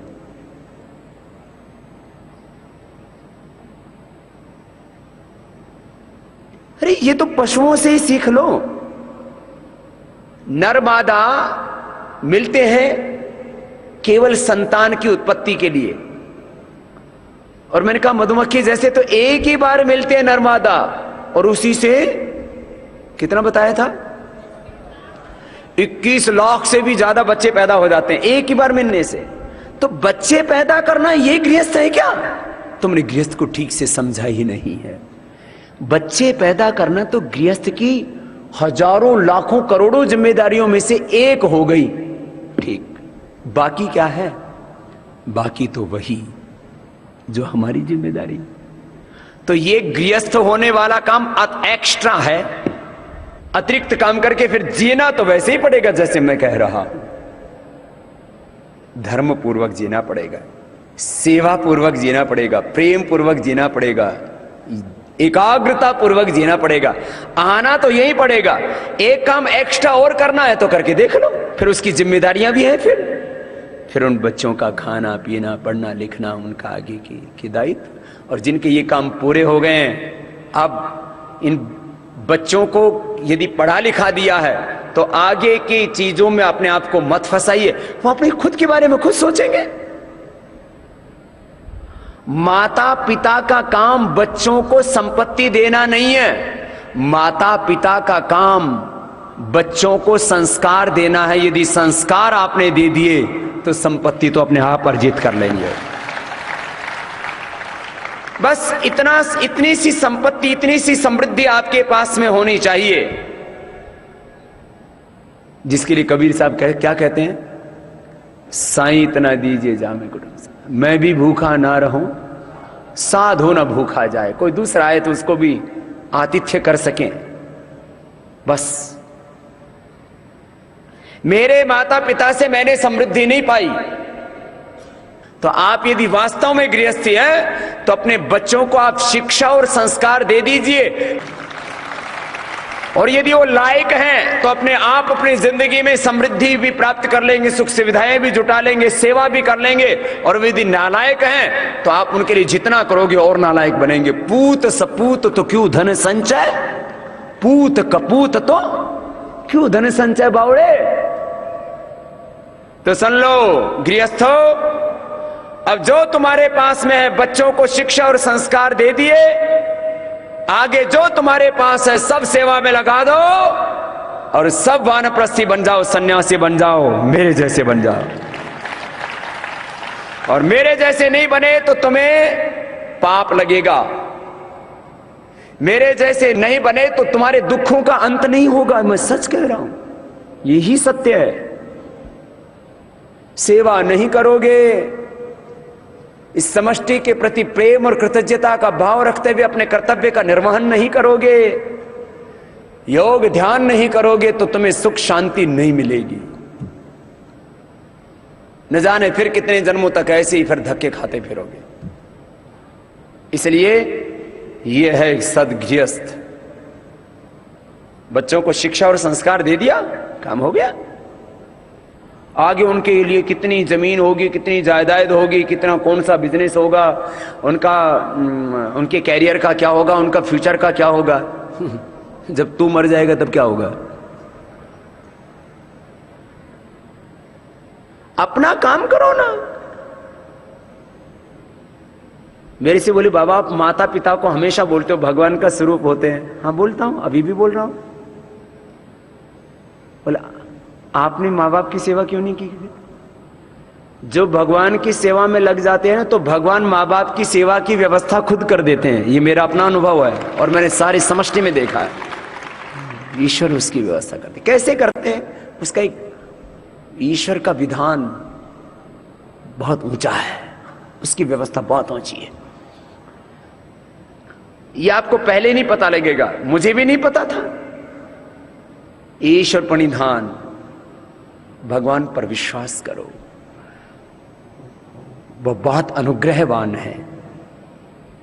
कैसे करेंगे हमको नहीं पता, लेकिन करेंगे। और मुझे जिस मां ने जन्म दिया, जिस पिता ने जन्म दिया, उसकी तो ईश्वर ने व्यवस्था की ही है। वो खुश है, प्रसन्न है। एक मां और एक पिता को ही खुशियां नहीं दी हैं, मैंने सन्यास लेकर के हजारों लाखों करोड़ों माताओं को खुशियां दी हैं, पिता तुल्य बुजुर्गों को खुशियां दी हैं। इसलिए ये त्याग का मार्ग नहीं है, ये तो स्वीकार करने का मार्ग है। मैंने एक घर को छोड़ा तो सब घर मेरे हो गए, एक मां को छोड़ा तो सब मां मेरी हो गई, एक बाप, एक परिवार, एक भाई बहन का साथ छोड़ा तो सब मेरे हो गए, और फिर सब में वो भी आ गए। आज भी मां मेरे सामने जब भी आती है मैं उसको प्रणाम करता हूं, मैं भागता नहीं हूं। क्यों भागूं, सामने आती है तो प्रणाम कर लिया, ठीक। बस सामने आ गई तो जैसे सबसे प्यार करते हैं उनसे भी प्यार कर लिया। जाते ही फिर भूल गए। फिर बहुत दिनों के बाद, बेटा तू तो याद ही नहीं करता। मैंने कहा मां जब होती है तब याद रहती है, जब नहीं होती है तो नहीं होती। क्या करूं, जिस काम में लगा रहता हूं उसी में, उससे फुर्सत हो तब किसी की याद करूं ना। तो मैं आपको ऐसा देखना चाहता हूं कि आप जब जिस काम में लगे रहें उसके सिवा और किसी की याद ना आए आपको। काम ही भगवान है। मेरे साथ बोलेंगे, स्वे स्वे कर्मणि अभिरताः संसिद्धिम लभते नरः स्वे स्वे कर्मणि अभिरताः संसिद्धिम लभते नरः स्वकर्मणा तम अभ्यर्च सिद्धिम विन्दति मानवः। स्वे स्वे कर्मणि अभिरतः, अपने अपने काम में जो लगे हुए हैं, संसिद्धिम लभते नरः, वो सिद्धि को प्राप्त कर लेते हैं। स्वकर्मणा तम अभ्यर्च, अपने काम से, स्वकर्मणा अपने काम से, तम उस परमात्मा की अभ्यर्च पूजा कर, अपने काम से उसकी पूजा कर। तुम्हारी पढ़ाई उसकी पूजा है, तुम्हारी खेती उसकी पूजा है, तुम्हारी सेवा उसकी पूजा है। ये जो कर रहे हो, कोई डॉक्टर है, कोई साइंटिस्ट है, कोई इंजीनियर है, कोई विद्वान है, कोई सन्यासी है, कोई, अब जैसे मैं तो अनेक भूमिकाओं में हूं, मैं आचार्य भी हूं, मैं चिकित्सक भी हूं, मैं किसान भी हूं, मैं तो ब्राह्मण भी हूं, क्षत्रिय भी हूं, वैश्य भी हूं, शूद्र भी हूं, सन्यासी भी हूं, और तुम्हारी छोटी गृहस्थी, मेरी इतनी बड़ी गृहस्थी।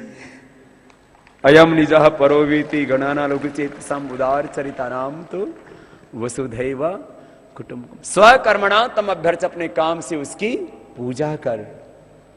स्वकर्मणा तम अभ्यर्च सिद्धिम विन्दति मानव, यही सिद्धि सफलता मुक्ति का उपाय है। कुर्वन्न वेह कर्माणि जिति विचेक्षतन समाः एवं तो इनान्य थे तो उसती न कर्म लिप्यते नरे। ये ऐसे जीवोगे ना सब, है? तो सदगृहस्थ कौन? जो बच्चों को शिक्षा और संस्कार दे करके फिर वैराग्य में लग गए। तो गृहस्थ के बाद ब्रह्मचर्य के बाद गृहस्थ, गृहस्थ के बाद क्या आ गया वापस? सन्यास, और सन्यास गृहस्थ के बाद वापस वानप्रस्थ और सन्यास। तो आना यही है। जब यही आना है, या तो सीधी सीधी आ जाओ, मेरे वाला रास्ता सीधा है, ये ऐसा है, ये है ब्रह्मचर्य, ये है सन्यास, ये गंतव्य है। अब ये इधर से टेढ़ा होकर रास्ता जाता है, ये गृहस्थ, फिर वानप्रस्थ, फिर सन्यास। तो हमने क्या सीधी फ्लाइट भर ली यहां से यहां, ठीक है ना? तो जिनको सीधी फ्लाइट भरनी है वो हमारे साथ आ जाना, और जिनको इधर उधर थोड़ा घूम फिर करके हालचाल जान करके आना है, वो उधर से आना यही है, ठिकाना यही है, गंतव्य यही है, और कोई रास्ता नहीं।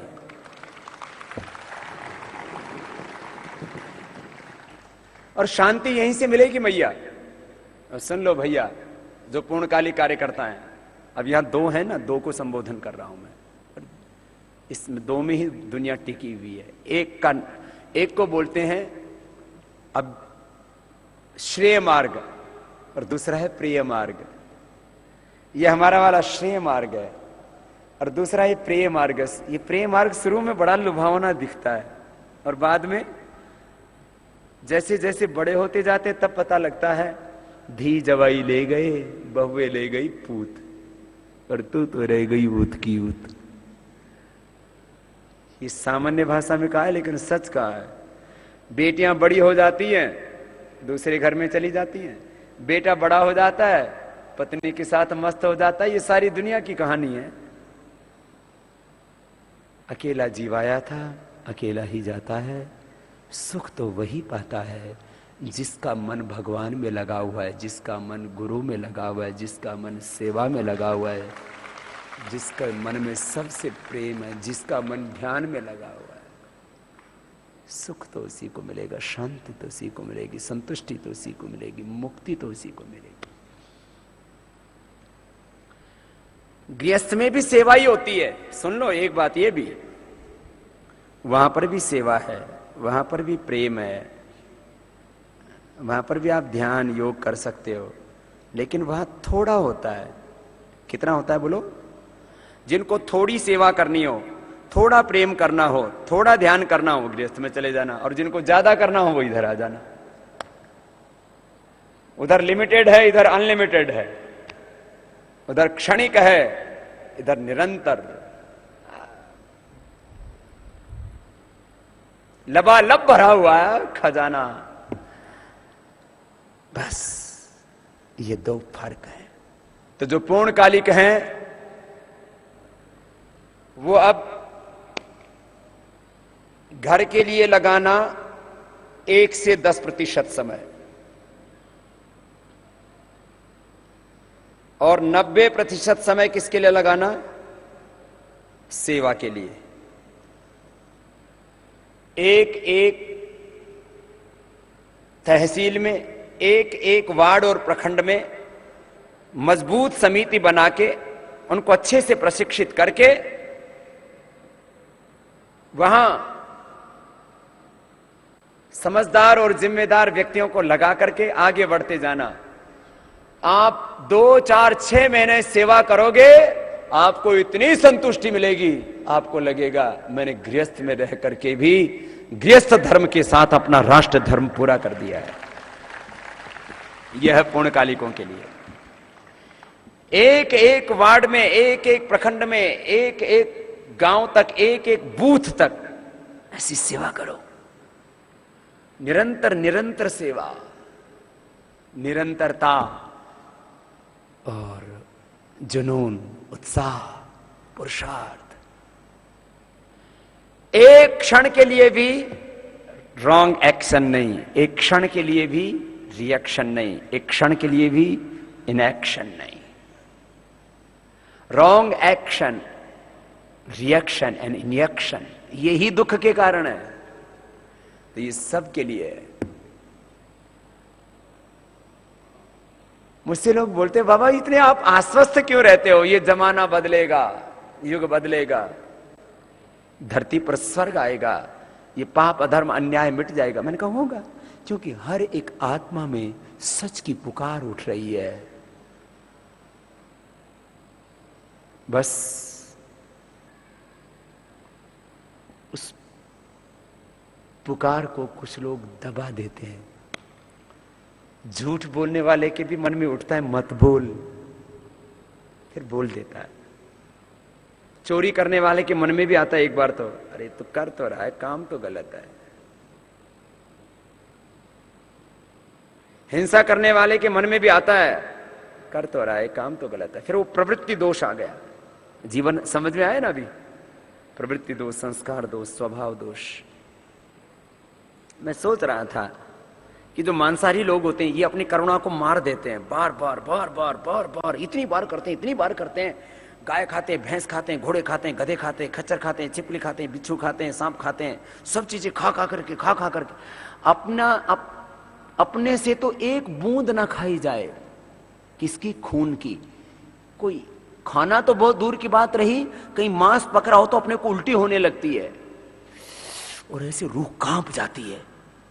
कहीं मच्छर भी मर जाए ना, मैं मच्छर मारता नहीं, मच्छर को ऐसे बैठ जाता है ना, मैं ऐसे करता हूं, भाई जा अब खून पी लिया, और कहीं देख ले।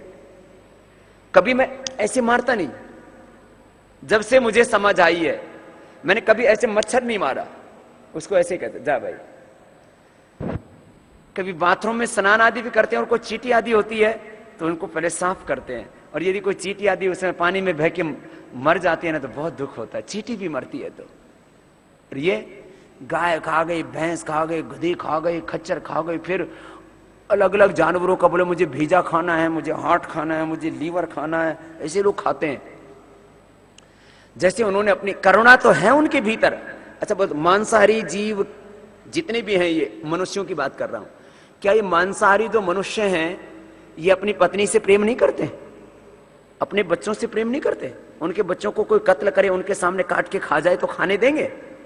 मांसाहारियों में भी करुणा है, उनमें भी प्रेम है, वो भी अहिंसा को ही आदर्श मानते हैं। उनके बच्चों को, उनके बीवी को, उनके पति को कोई काटे खाए मारे तो स्वीकार नहीं करते, लेकिन उन्होंने अपनी करुणा को सिमेट लिया एक जगह और हम अपनी करुणा का विस्तार दे दिया। काश ऐसा भी दिन आएगा जैसे इन्होंने अपनी करुणा को मिटा दिया है, ऐसे ही हम इस दुनिया से घृणा को, पाप को, अन्याय को, अधर्म को दुनिया से मिटा पाएंगे और अपने जीवन से मिटा पाएंगे तो स्वर्ग आएगा, सुख आएगा, समृद्धि होगी।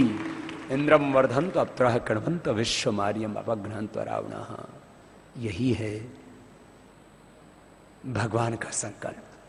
मुझे बोले बाबा जी आप चाहते क्या हो भौतिक रूप से? आध्यात्मिक रूप से तो ये बात बताई कि जीवन की अंतिम सच्चाई तो यही है। भौतिक रूप से इस धरती पर हम भगवान का साम्राज्य कायम करना चाहते हैं। बोले बाबा जी भगवान तो समझ में नहीं आया। हम इस धरती पर न्यायपूर्ण व्यवस्था चाहते हैं, न्यायपूर्ण समृद्धि, न्यायपूर्ण स्वामित्व, न्यायपूर्ण वितरण, न्यायपूर्ण भागीदारी, न्यायपूर्ण उपभोग, यही व्यवस्था परिवर्तन है। हम चाहते हैं सब कुछ न्यायपूर्ण हो, कहीं दुख और दरिद्रता ना हो। वो भी तो सब अपने हैं जो बेचारी गरीब हैं, बेबस हैं, लाचार हैं। कुछ लोगों ने ना सब लोगों की खुशियों को रोंद दिया है, कुचल दिया है। ये तो ठीक नहीं ना। बस इतनी सी बात चाहते हैं और ये सब करते हुए खुश हैं। रोज योग करते हैं, प्राणायाम करते हैं, ध्यान करते हैं और मस्त रहते हैं। मैं आप सबको ऐसे ही देखना चाहता हूं कि आप भी ऐसे ही प्रखर प्रज्ञावान होकर के खुद योगस्थ रह करके, आत्मस्थ रह करके इस धर्म युद्ध को पूरा करें। इस देवासुर संग्राम में आप बड़ी भूमिका, जो भी भाई सेवा कर रहे हैं इस राष्ट्रीय यज्ञ में, इस योग यज्ञ में, इस भागवत कार्य में जो भी अलग अलग भूमिकाएं निभा रहे हैं, हम सब के लिए अब जीवन की व्यवस्था के बारे में थोड़ा सा कहता हूं। 25 साल तक की जो उम्र है ना, वो ज्ञान बल को बढ़ाने के लिए है। 25 साल तक की उम्र में ज्ञान बल को बढ़ाओ और सबके प्रति प्रेम को बढ़ाओ और अपना पुरुष सामर्थ्य बढ़ाओ। फिर 25 साल के बाद पहले ज्ञान यज्ञ।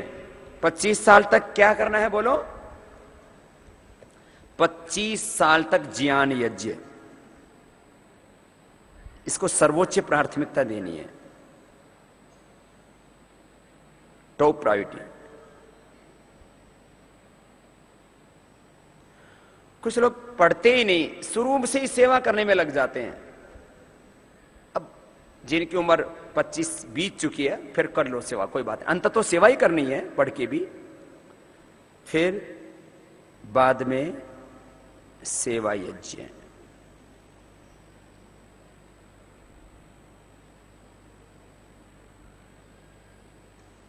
पहले ज्ञान योग कहो, यज्ञ कहो। पहला समय है ज्ञान योग का। पहला समय क्या है? ज्ञान योग। फिर दूसरा समय है, ये सेवा तो कर्म से ही होगी ना, तो कर्म योग 25 के बाद। और फिर वापस सन्यास योग वाला आ गया है।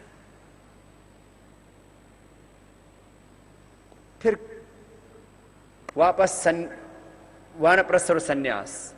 तो जो 25 साल तक है ना, वो ज्यादा इसके बारे में मत सोचना, आंदोलन के बारे में 25 साल बाद सोचना। काला धन कैसे लाना है, भ्रष्टाचार कैसे मिटाना है, व्यवस्था को कैसे बदलना है। ये बच्चों को पढ़ते पढ़ते भी ना एकदम ऐसे क्रांति उठती है। बोले बाबा जी पढ़ाई पढ़ाई तो बाद में हो जाएगी, पहले यही लाना है। मैंने कहा ये भी करना है बेटा, लेकिन पहले अपना भी काम कर ले। ये पार्ट टाइम काम है तुम्हारा, फुल टाइम जॉब नहीं है तुम्हारी ये है। एक होता है फुल टाइम जॉब, एक होता है पार्ट टाइम। तो आप लोगों के लिए पार्ट टाइम काम है ये काला धन, भ्रष्टाचार, व्यवस्था परिवर्तन। 25 साल से कम उम्र वालों के लिए। 25 साल से ज्यादा उम्र वाले हैं, फिर वो कर्म योग, वो सेवा योग, कर्म योग, सेवा यज्ञ, वो सब करें। और उसके बाद तो जिस भूमिका में मैं हूं, फिर तो उनकी बहुत बड़ी भूमिका आ जाती है। सन्यासी की बहुत बड़ी भूमिका होती है। ये कुछ विषय थे जो मैंने आपके बीच में रखे। मुझे पूरी अपेक्षा है आप सबसे कि आप एक आदर्श ब्रह्मचर्य का जीवन 25 साल तक, एक आदर्श सेवाव्रती के रूप में, एक आदर्श स्वयं सेवक के रूप में, एक आदर्श पूर्णकालिक के रूप में जो आप हैं वो पूरे आदर्श के रूप में आप जिएंगे और आपका जीवन ऋषियों जैसा होगा, आपका जीवन भगवान राम कृष्ण जैसा होगा, हनुमान जी जैसा होगा, महर्षि दयानंद, विवेकानंद, चंद्रशेखर, राजगुरु, सुखदेव, भगत सिंह, ऐसे जो हमारे महापुरुष हुए उन जैसा आपका जीवन होगा। और फिर आपके जीवन में भी शुभ ही शुभ होगा, आपका भी मंगल होगा, राष्ट्र का भी मंगल होगा, है ना। इसी संकल्प के साथ एक प्रार्थना का उच्चारण करते हुए आज के सत्र को पूर्णता की ओर आगे बढ़ाते हैं। तालियों के साथ सबको गाना है।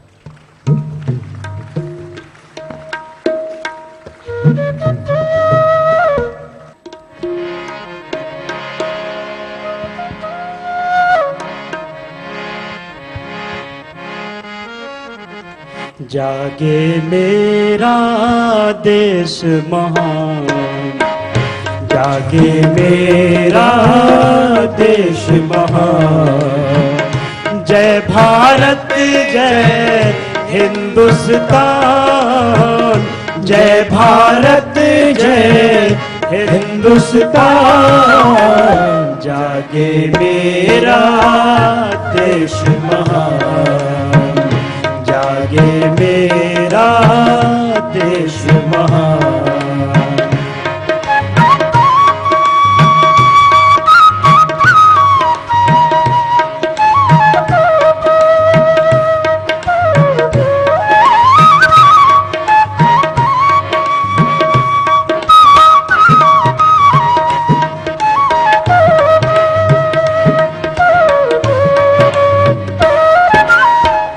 वेद ज्ञान का सूर्य उदय हो, पुनः धर्म का हो सम्मान,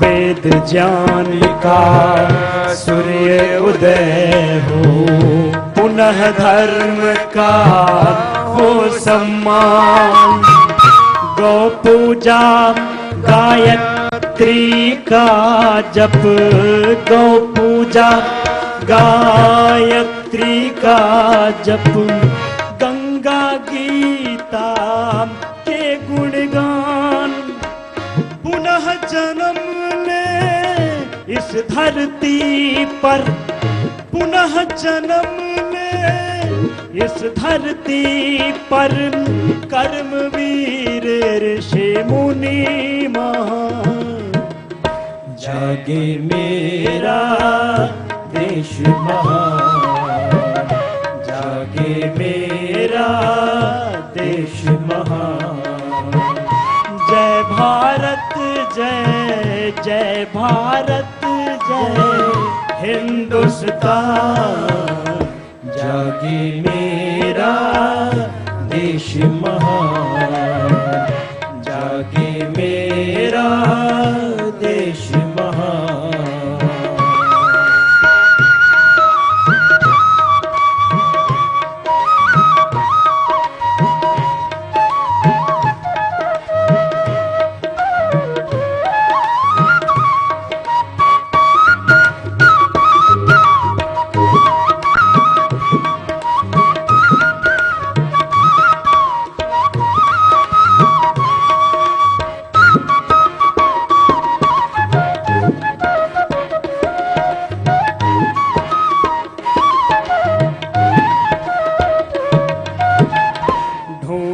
से भी ना दर्शन हो, दीन दुखी के यहाँ कभी,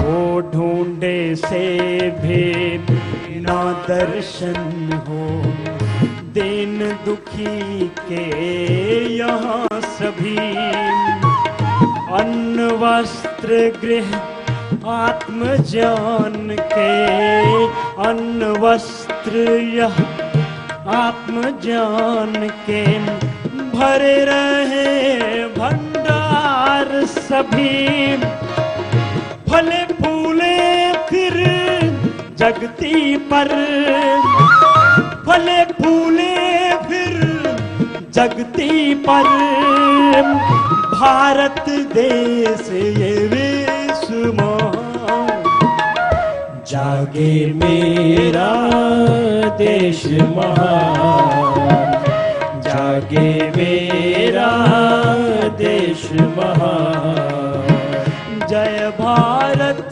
जय हिंदुस्तान, जागे मेरा देश महान, जागे मेरा देश महान।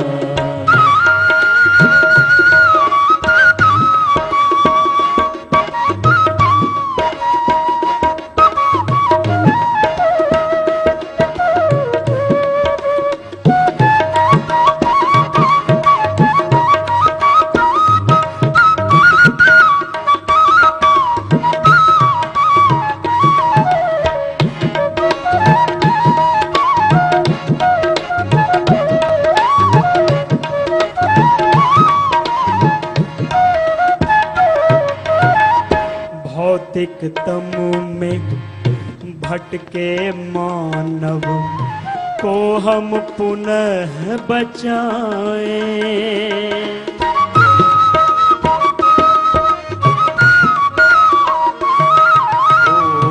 भौतिकतम में भटके मानव को हम पुनः बचाएं,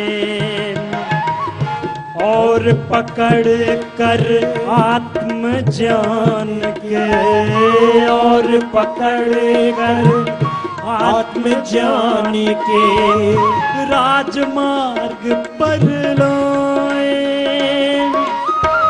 पुनः विश्व के प्राणी मात्र का, पुनः विश्व के प्राणी मात्र का अपने द्वारा हो कल्याण, जागे मेरा देश महान, जागे मेरा देश महान। जय भारत जय, जय भारत जय हिंदुस्तान, जागे मेरा देश महान, जागे मेरा देश महान, जागे मेरा देश महान, जागे मेरा देश महान, जागे मेरा देश महान, जागे मेरा देश महान, जागे मेरा देश महान, जागे मेरा देश महान। बोले भारत माता की जय। वंदे मातरम, वंदे मातरम, इंकलाब जिंदाबाद, हिंदुस्तान जिंदाबाद। अखंड